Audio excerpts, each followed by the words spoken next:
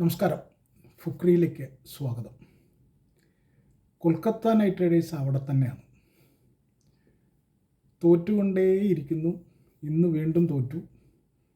6 കളികളിൽ 5 എണ്ണം തോറ്റു. ഇപ്പോൾ ഒരു കളി അന്ന് ഭാഗ്യം കൊണ്ട് മഴ മൂലം ഉപേക്ഷിച്ചതുകൊണ്ട് പഞ്ചാബിനെതിരായ കളി 1 പോയിൻ്റ് കിട്ടി. അതിദയനീയമാണ് ഈ സീസണിൽ കൊൽക്കത്തയുടെ കളി, അത് പറയാതെ വയ്യ. ഇപ്പോൾ ഇന്ന് ഗുജറാത്ത് ടൈറ്റൻസിനെതിരെ 180 റണ്ണാണ് അവർ 20 ഓവറിലെടുത്തത്. അതിൽ ഒരു പോസിറ്റീവ് ഉണ്ടായത് കാമറൂൺ ഗ്രീൻ. ഇതുവരെ 25 കോടിയൊക്കെ കൊടുത്ത് വാങ്ങിക്കൊണ്ടുവന്ന കാമറൂൺ ഗ്രീൻ കഴിഞ്ഞ 5 കളിയിലും തീരെ മോശം ബാറ്റിംഗ് ആണ് കാഴ്ചവെച്ചത്. പക്ഷേ ഇതിൽ ഒരു 79 റൺ അടിച്ചു. പക്ഷേ സ്ട്രൈക്ക് റേറ്റ് 143 ആയിരുന്നു.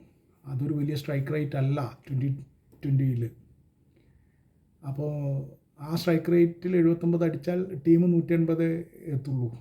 180 ഒരു സ്കോറല്ല 2020. പ്രത്യേകിച്ച് ഈ IPL സീസണിൽ 220, 230, 240 ഒക്കെയാണ് ഒരു സ്കോറ്. അപ്പോൾ 10-40 റണ്ണ് കുറച്ചടിച്ചിട്ട് എന്താണ് കാര്യം? ഒരു കാര്യം ഉണ്ടായില്ല. ഗുജറാത്ത് ടൈറ്റൻസിനോട് ക്ലീനായിട്ട് തോറ്റു. ഗുജറാത്ത് 5 വിക്കറ്റിന് ജയിക്കുകയും ചെയ്തു. ഗുജറാത്തിനെ സംബന്ധിച്ചിടത്തോളം അവരുടെ ക്യാപ്റ്റൻ മുന്നിൽ നിന്ന് നയിച്ചു, 86 റണ്ണടിച്ചു. നല്ല ഗംഭീര ഇന്നിങ്സ് ആയിരുന്നു. സെഞ്ചുറിയിലേക്ക് പോകുന്ന ഇന്നിങ്സ് ആയിരുന്നു. അവിടെ കാമറൂൺ ഗ്രീൻ്റെ ഒരു അതിഗംഭീര ക്യാച്ചിൽ പുറത്താവുകയാണ് ചെയ്തത് ശുഭ്മാൻ ഗില്ലും സായി സുദർശനും ചേർന്ന് 181 റൺസിൻ്റെ വിജയലക്ഷ്യം പിന്തുടരുമ്പോൾ ഓപ്പണിങ്ങിൽ ഈ 2 കളിക്കാരും ചേർന്ന് 57 റണ്ണടിച്ചു. അത് അതിവേഗം 5.1 ഓവറിലായിരുന്നു ഈ 57 അടിച്ചത്. തകർപ്പൻ തുടക്കമാണ് നൽകിയത്. 22 റണ്ണെടുത്ത് സായി സുദർശൻ പുറത്തായതിനു ശേഷം പിന്നെ ബട്ട്ലർ വന്നു. ബട്ട്ലറും ഇത്ര തന്നെ റണ്ണെടുത്ത് ഗംഭീരമായിട്ട് അറ്റാക്ക് ചെയ്ത് കളിച്ചു. അതിവേഗം സ്കോർ നീങ്ങി.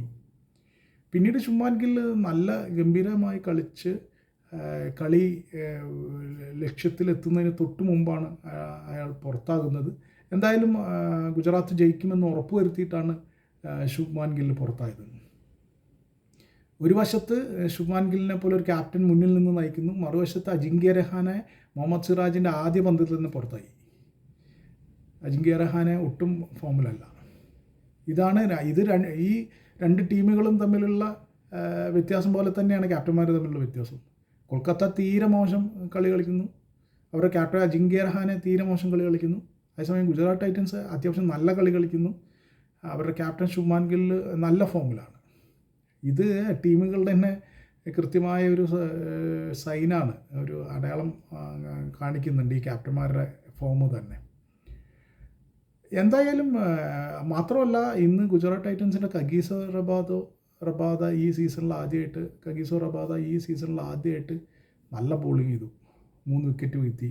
മുഹമ്മദ് സിറാജും നന്നായി പന്തെറിഞ്ഞു, 2 വിക്കറ്റ് വീഴ്ത്തി. അപ്പോൾ അങ്ങനെ വളരെ നന്നായിട്ട് ഗുജറാത്ത് ടൈറ്റൻസ് ബാറ്റിങ്ങും ബോളിങ്ങും ഗംഭീരമായിരുന്നു. അതേസമയം കൊൽക്കത്തയ്ക്ക് 2 പോസിറ്റീവ്സാണ് സംഭവിച്ചത്. ഒന്ന്, കാമറൂൺ ഗ്രീൻ തെറ്റില്ലാതെ ബാറ്റ് ചെയ്തു. സ്ട്രൈക്ക് റേറ്റ് കുറവായിരുന്നു എങ്കിലും നന്നായിട്ട് ബാറ്റ് ചെയ്തു. മറ്റൊന്ന്, വരുൺ ചക്രവർത്തി 2 വിക്കറ്റ് വീഴ്ത്തി ഫോമിലേക്ക് തിരിച്ചു വരുന്നതിൻ്റെ സൂചനകൾ നൽകിയിട്ടുണ്ട്. കുറച്ച് കാലമായിട്ട് വരുൺ ചക്രവർത്തി ഇന്ത്യൻ ടീമിന് വേണ്ടിയിട്ടും കൊൽക്കത്തയ്ക്ക് വേണ്ടി മോശമായിട്ടാണ് പന്തെറിഞ്ഞുകൊണ്ടിരുന്നത്. പക്ഷേ ഇന്ന് കുറച്ച് ഭേദപ്പെട്ട് ബോൾ ചെയ്തു, 2 വിക്കറ്റ് വീഴ്ത്തി. ഈ 2 പോസിറ്റീവ്സ് അല്ലാതെ ഇനി ഒന്നുമില്ല കൊൽക്കത്തയ്ക്ക് ഈ കളിയിൽ. എന്തായാലും 6 കളി കഴിഞ്ഞ് 1 പോയിൻ്റായിട്ട് നിൽക്കുന്ന ഒരു ടീമിന് ഇനി വലിയ പ്രതീക്ഷയൊന്നും IPL വെക്കാനില്ല. അവർ ഏതാണ്ട് പുറത്തേക്ക് പോകുന്നതിൻ്റെ വഴിയിലാണ്. അതേസമയം ഗുജറാത്ത് ടൈറ്റൻസ് പോയിൻ്റ് പട്ടികയിൽ 4ാം സ്ഥാനത്തേക്ക് കയറി വന്നു ഈ വിജയത്തോടെ. അവർ 5 കളിയാണ് കളിച്ച് ഇതുവരെ 3 കളി ജയിച്ചു. അങ്ങനെ 6 പോയിൻ്റായിട്ട് 4ാം സ്ഥാനത്തേക്ക് അവർ കയറി വന്നു. അത് അവരെ സംബന്ധിച്ചിടത്തോളം വലിയ വലിയ വലിയ ആശ്വാസമാണ്, വലിയ മുന്നേറ്റമാണ്. എന്തായാലും ഗുജറാത്ത് ഈ ഫോമിൽ തന്നെ തുടർന്നു പോകുകയാണെന്ന് വെച്ചാൽ തുടർന്നും ജയിക്കാനും പ്ലേ ഓഫിലേക്ക് എത്താനും ഒക്കെയുള്ള സാധ്യത അവർ നിലനിർത്തുന്നുണ്ട്. കൊൽക്കത്തയെ സംബന്ധിച്ചിടത്തോളം ഏതാണ്ട് തീർന്ന മട്ടാണ്.